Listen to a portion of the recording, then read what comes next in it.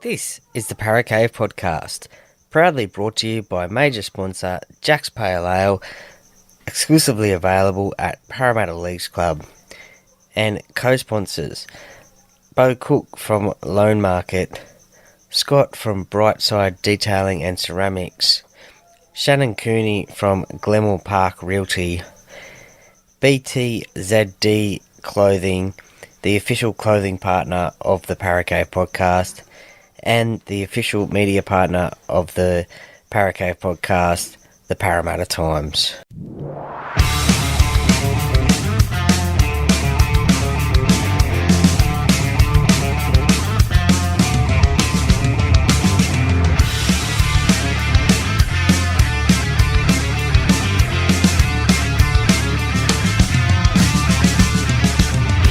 Welcome to another episode of the Para Cave Podcast. And now over to your host, Troy Warner, broadcasting live from the world-famous Para Cave. And yes, welcome back to another edition of the Para Cave Podcast. Troy Warner here, and this is the Tipping Podcast, which I bring out each week, and it is round 15 of the NRL Premiership, the Telstra Premiership, round 15, and it goes back to 8 games this week, with the North Queensland Cowboys having the bye this week, and all teams back on deck, except for the Cowboys. And some big ins, some big outs, and there's one game on Sunday and one game on holiday Monday coming up as well. So a little bit of a spread out around this one from Thursday through to Monday. Now, the round kicks off up at Cbus Super Stadium up on the Gold Coast between the Gold Coast Titans and the West Tigers. Now, if you remember back to last year when these two teams played, people were calling it the most boring game they have ever seen. It was 8-6 to the Titans over the Tigers, and it was 2-2 at half-time. And, yeah, that was one of those games that was called one of the most boring games ever. And I remember watching it, and I do agree with a lot of them, but a lot of the pundits. But anyway, it's a different season this year. These two teams have been up and down. The Tigers started off with a bit of a rough start to the year.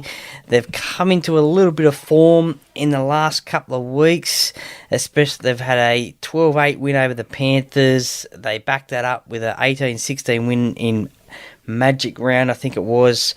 And then they lost to the Rabbitohs, although they played well. Then they smashed the Cowboys 66-18 and narrowly went down to the Raiders last week 20-19 in a controversial game as well. The Titans, well, they're coming off 3 straight losses to the Rabbitohs, the Bulldogs and the Knights. Their last win was against the Eels in Magic Round 26-24. And they have a few big ins. So AJ Brimson is back for the Titans, back at fullback. And Jamin Jolliffe is back as well on the interchange bench. So good to see him back. David Fafita isn't playing in this game. He has suffered some concussion symptoms, so he won't be playing in this game. And Chris Randall as well, I think, has been suspended for a hip drop tackle on Jai Arrow in last week's game. So Sam Verrills plays his second game for the Gold Coast Titans, and it is in the starting hooking position. So I think this should be a good game. The Tigers, look, they've been playing some pretty good footy lately. The Titans at home, they can get the win. They started off well against the Rabbitohs last week, but just fell away in the end. They go into the game slight favourites, 13th versus 16th. I'm going to tip the Titans in this game, and I think there may be a lot of points scored, but I'm going to tip the Titans in this one. Friday night sees the traditional 2 games, with the first game kicking off at 6 p.m. down at GIO Stadium in Canberra. It is the Raiders versus the Warriors, and a very special night for co-captain Jared Croker, who plays his 300th NRL game. So congratulations to Jared on reaching that milestone, massive milestone.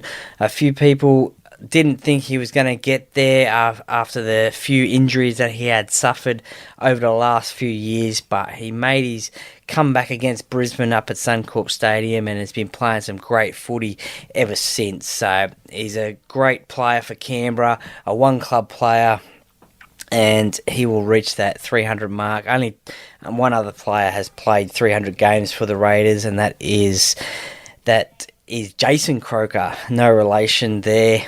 And so Jared will become the second Raiders player to play 300 games and also the 48th player in NRL history to have played 300 games. So congratulations, Jared.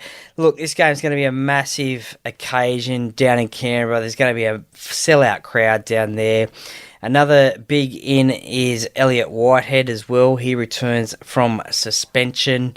So a big in there for the Canberra Raiders side. The Warriors, they have been playing some pretty good footy last week. They got a win as well. They're not the Warriors of old where they used to be up and down. So the Warriors, look, they had a 30-8 winner against the Dolphins. They've had three losses out of the last 5 games. The Raiders have won 4 out of their last 5. So, look, the last time these two teams played, it was 26-14 to the Raiders. A 1-point thriller down in Canberra, I think it was, to the Warriors before that, 21-20. But I just think the occasion of Jared's 300th game, I think they'll want to win the game. His teammates will want to win the game for Jared in his 300th game, a milestone game. So there'll be a massive crowd, massive TV audience as well. And I think Canberra will get this win over the Warriors. The second game on Friday night sees the Sea Eagles take on the Dolphins at 4 Pines Park. A big in for the Sea Eagles is Daly Cherry Evans. He returns from Origin duty, and also Tom Trbojevic as well. So he comes into the side as well. He has received an exemption from the NRL for concussion symptoms after suffering a HIA in State of Origin number 1. So he has been named at fullback. He is back there. The Dolphins, they've got a few outs. Anthony Milford, Jared Wallace have taken the early guilty plea and will miss 3 games each. So big losses there for them. But they do have Jeremy Marshall-King back, and they also have Hamiso Tabuai Fido back at fullback as well. Their Queensland State of Origin fullback, although he played in the centres for Queensland, but back at fullback for the Dolphins, who has been playing some really good footy of late. So a little bit short stocked in the forwards, losing Jared Wallace. It's also testing their halves as well. Cody Nikorima plays in the 5/8 role over Anthony Milford. So Brookvale Oval, as I like to call it, always tough on a Friday night. I'm going to go the Sea Eagles in this one to get the win. Saturday, 3 games on Saturday. The first one starts at 3 p.m. 2 traditional rivals, the Dragons versus the Rabbitohs. Look, the Dragons, what can we say about them? They are in a bit of turmoil at the moment. They've lost their major sponsor, and they've also lost obviously they've sacked their coach a few weeks ago now, but their Jason Riles, he hasn't taken up the coaching option there after being offered it. So they are on the hunt for a new head coach for season 2024. Ryan Carr, the interim coach, he's been doing not too bad with this St. George team. they've only had the one win in their last 5 games. That was the last 20 seconds of the game against the Roosters at Cogra Oval, where they got the win 24-22. The Rabbitohs, they had struggled the last few weeks. The loss to the Eels and the loss to the Raiders in succession there saw them drop from top of the ladder to about 3rd or 4th. And they did a massive big win against the Titans, 46-28, a high-scoring game there last week to get the win there. So they're back in the winner's circle. And Alex Johnson scoring tries at will, getting that up that all-time try-scoring list. So good to see. Blake Laurie has been named. He's back in the side. Junior blocker, they like to call him.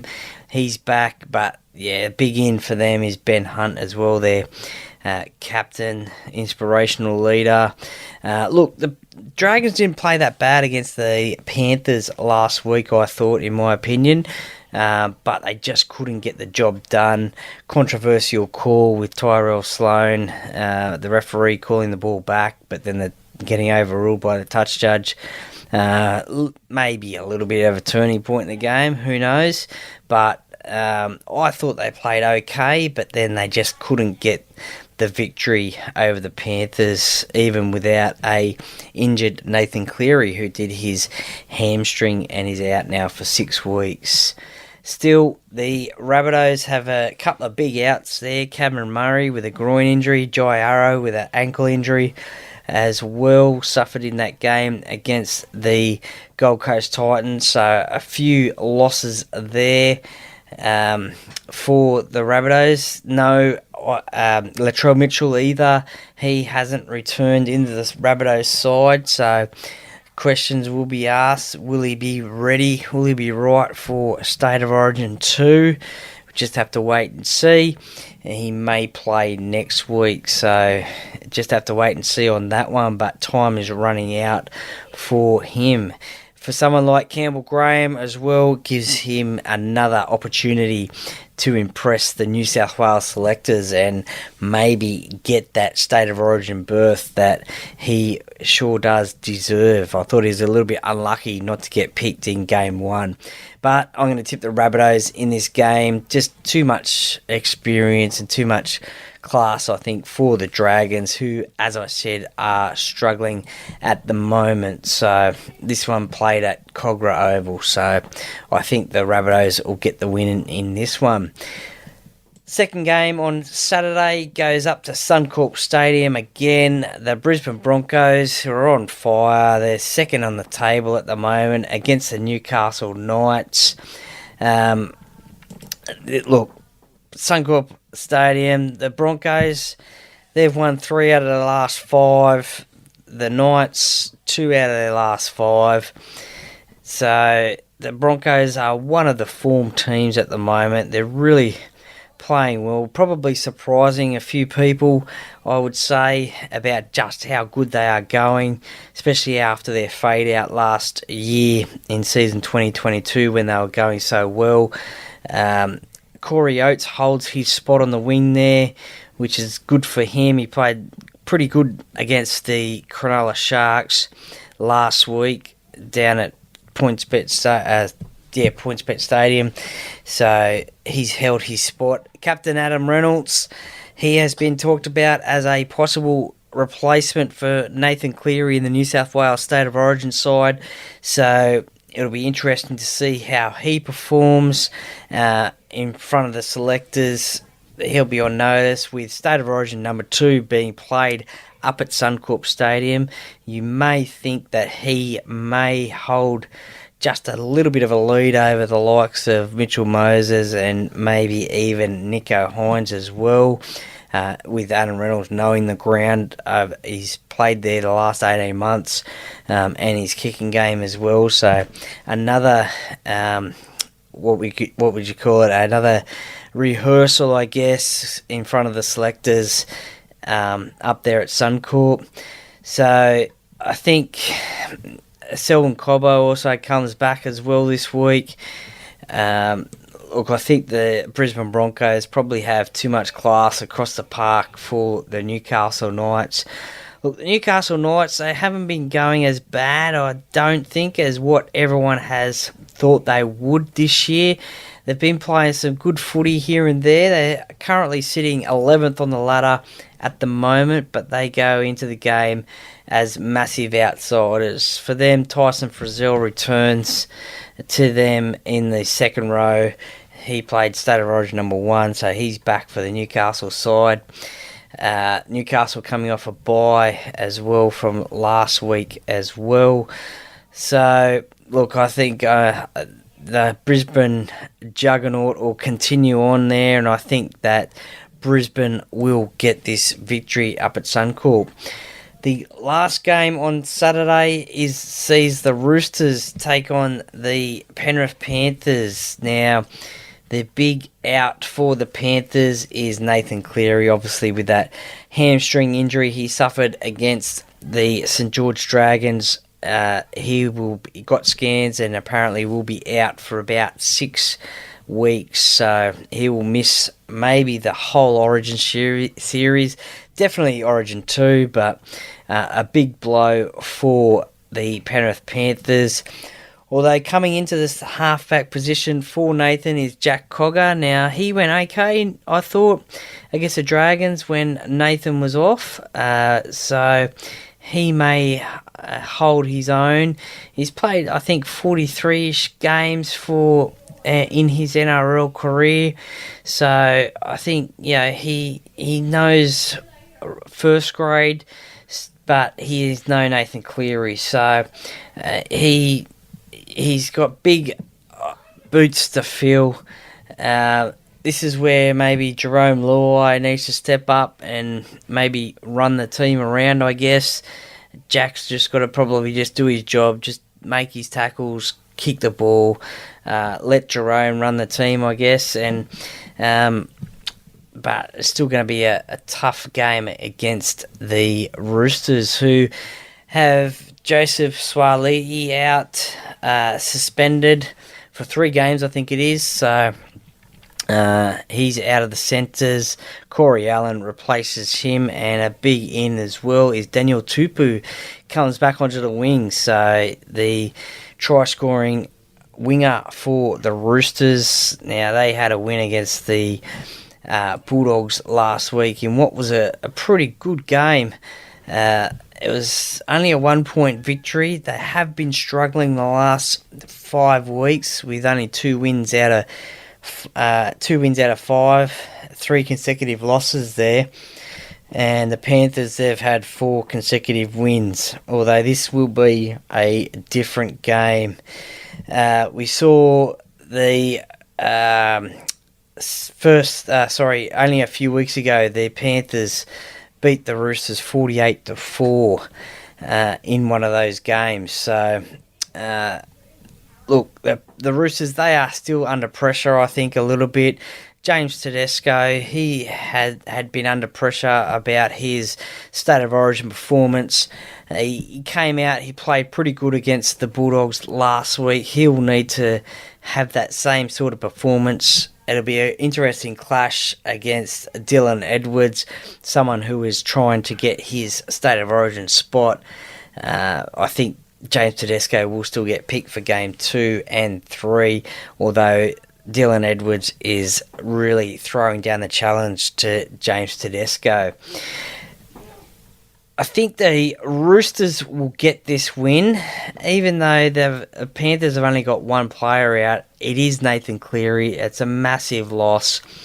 The Panthers still have pretty much the nucleus of the same sort of side that they usually run out with, but I think the Roosters, last week's victory, even though it was only by 1 point, will give them a bit of confidence.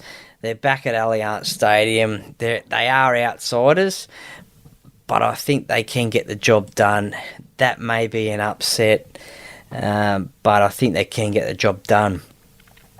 Only the one game on Sunday sees the game down at Amy Park in Melbourne.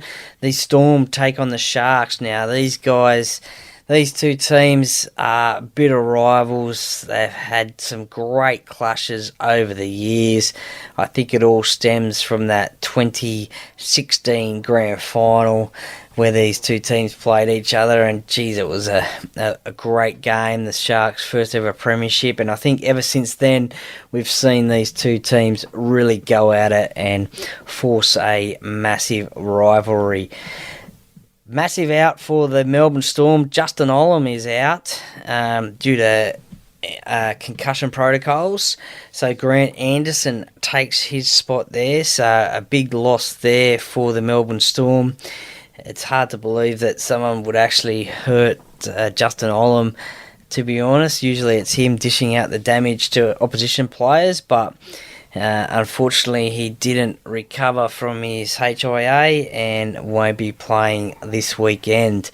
So a big out for Melbourne. The Cronulla Sharks, well, they're pretty much the same sort of side as ran out last week. Cameron McInnes go back on the bench. Connor Tracy as well. He is named as well 19th man, but pretty much the same sort of side as they have been the last few weeks. Another audition for Nico Hines as well at halfback there, with Nathan Cleary going out for New South Wales. So he will want to impress for the selectors, even though he was on the bench for game one. Doesn't necessarily mean that he's going to get that starting position for game two. So all depends on, I guess, Adam Reynolds' game and also Mitchell Moses' game as well. They're the other two that are being bandied about as a replacement for Nathan. So Nico will want to get have a great game and have a win as well. So these two teams have both had 3 wins out of their last 5 games.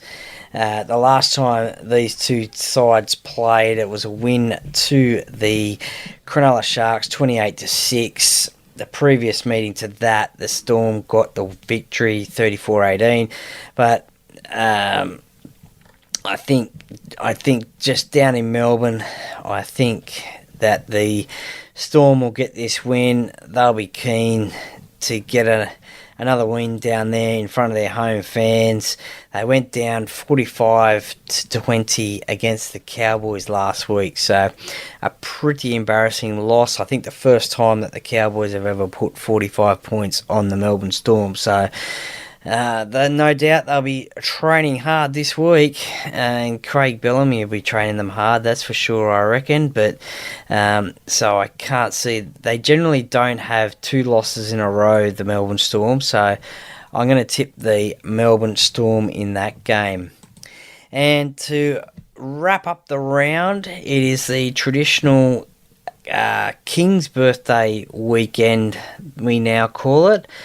Game at Accor Stadium between the Bulldogs and the Parramatta Eels.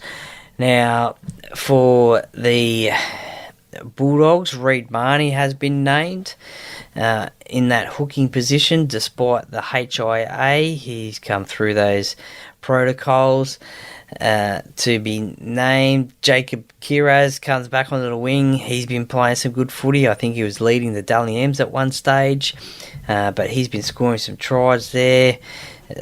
So a pretty well balanced side there. They took the Roosters to 1 point of victory. They were up 12-0 at one stage, and so even though they are in 15th position on the ladder, they have been playing some okay football, but probably not what they would want to be playing. They would want to be getting wins, and it's just not happening for them. They seem to have some good patches in games and then fade away and then come back again, but they'll just want to be playing some consistent football.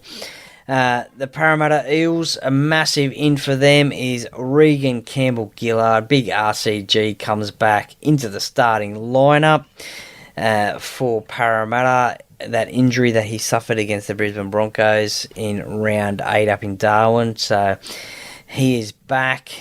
Junior Paolo comes back for Parramatta.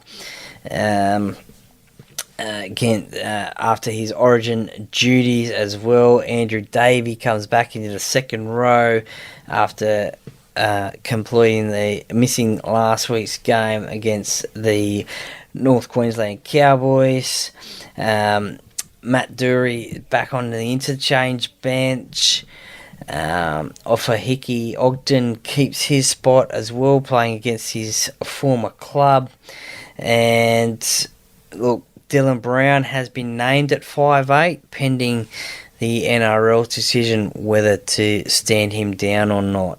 Personally, as a Parramatta fan, I probably would have liked to have seen the club not name him with what's going on, but they have named him pending the NRL, and depending on what they say, whether he can play or not. So we'll just have to wait and see what happens, but he has been named at this stage. So a pretty much similar side to what took the field in their last game against the Cowboys after having the bye last week. And look, the Bulldogs 2 wins out of the last 5. The Bulldogs 2 wins out of their last 5.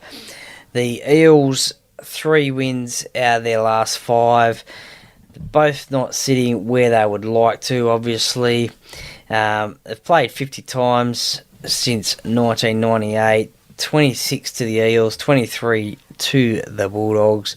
1 drawn game. The last time they played this season at CommBank Stadium, it was 30-4 win to the Eels. So it'll be an interesting game. There's apparently going to be a massive crowd out there at Accor Stadium, being a holiday Monday.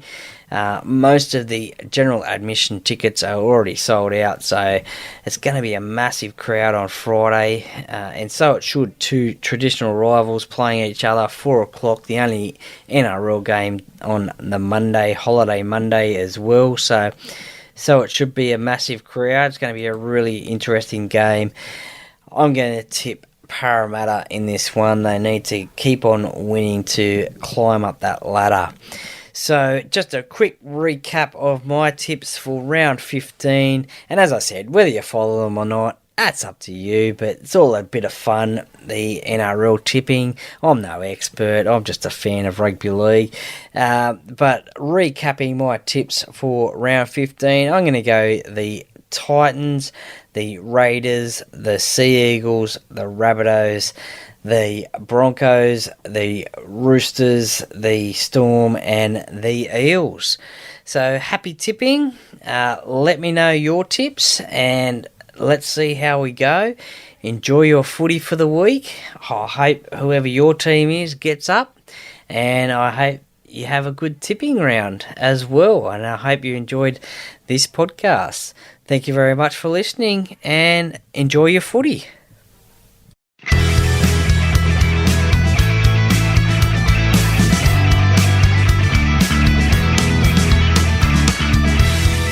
Thank you for listening to another episode of the Parrot Cave Podcast. See you next time.